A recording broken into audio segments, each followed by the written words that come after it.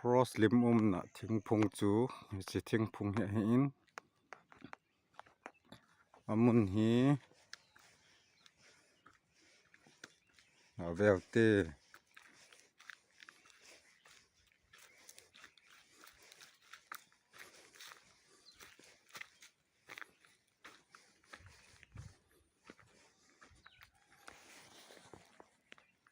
anoi lam se munin akai tan ama le he ding theina lai he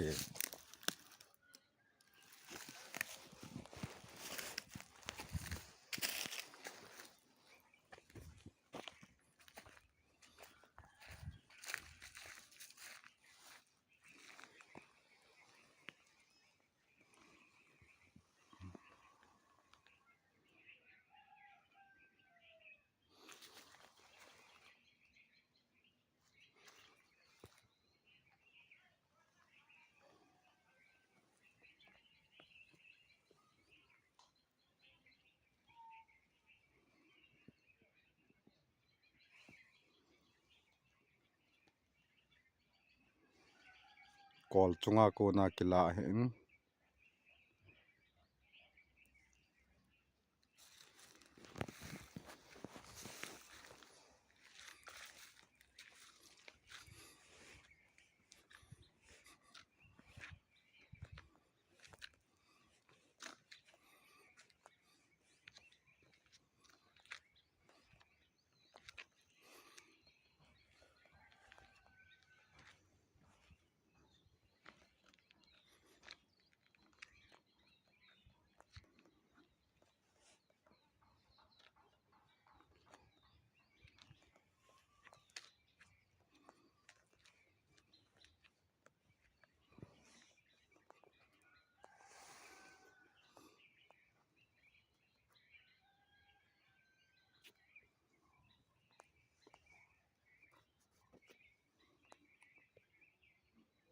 izum le kimu e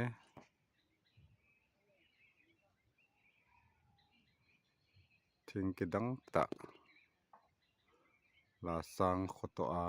road chim na ma he